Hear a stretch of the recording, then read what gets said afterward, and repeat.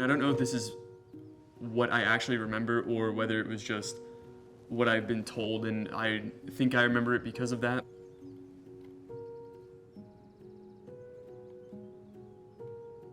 So I really hardly even remember being at the party beforehand. I don't really remember anything from the day itself. I guess there was ice on the surface of the pool, and I was trying to grab the ice or something. I fell in and was underwater for 15 minutes. Then I just remember waking up and being in the hospital after that.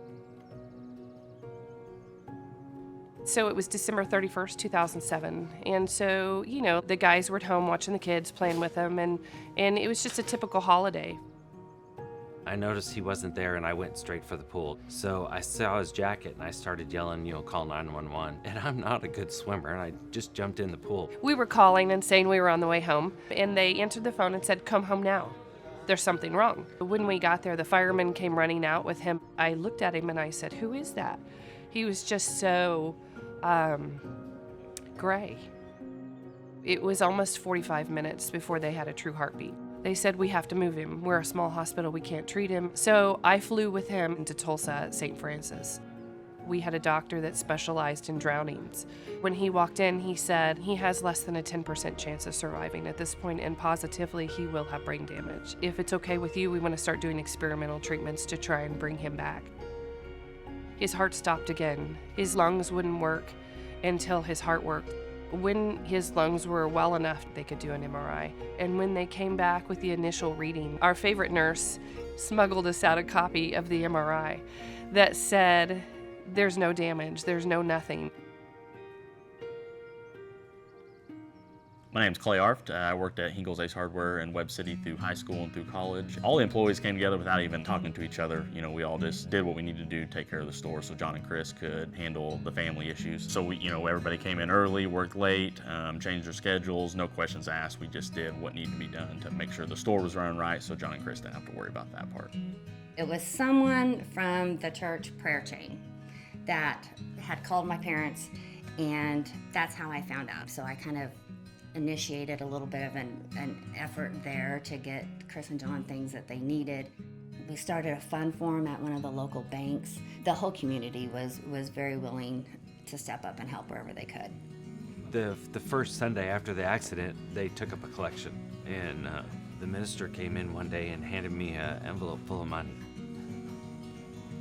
Yeah. And There were times during that we were paying the employees and we were not being paid. Yeah.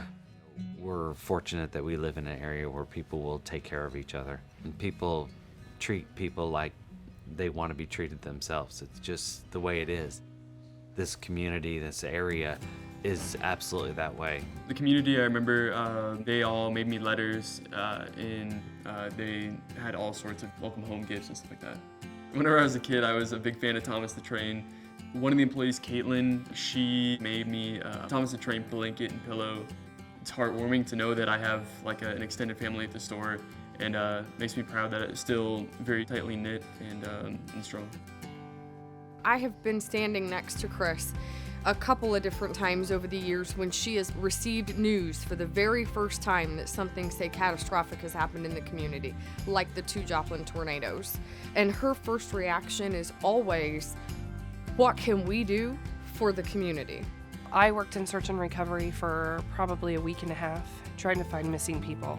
When that finished, then the work began of the cleanup. And so we had all the Samaritan's Purse saws, but all of the saws from all of the crews. If you had a saw and you wanted it clean that night, Chris would take the chains off, clean the saws up, I would sharpen them, and she'd put them back on. we did that probably at least 6 weeks. When the United States started pulling out of Afghanistan, we decided to do a dinner for veterans, just to show them we cared. Local owners who have an internal desire to be a part of their community is something really unique, and Chris and John epitomize that in what they do every day. I'm so excited to see what Colton's future is. We would love for him to do an Ace Hardware, but if he does something else, that's fine too. Every day we appreciate that we have him. Every holiday prayer and get together, it's always the top of mind that, we had one more year with Colton. Right. I don't think I really understood what had happened or understood the magnitude of the situation, but gives me perspective on life. I'm a presidential scholar at the University of Tulsa, which is only awarded to about 50 people per year. I 100% was given a second chance, so I gotta make this one really count.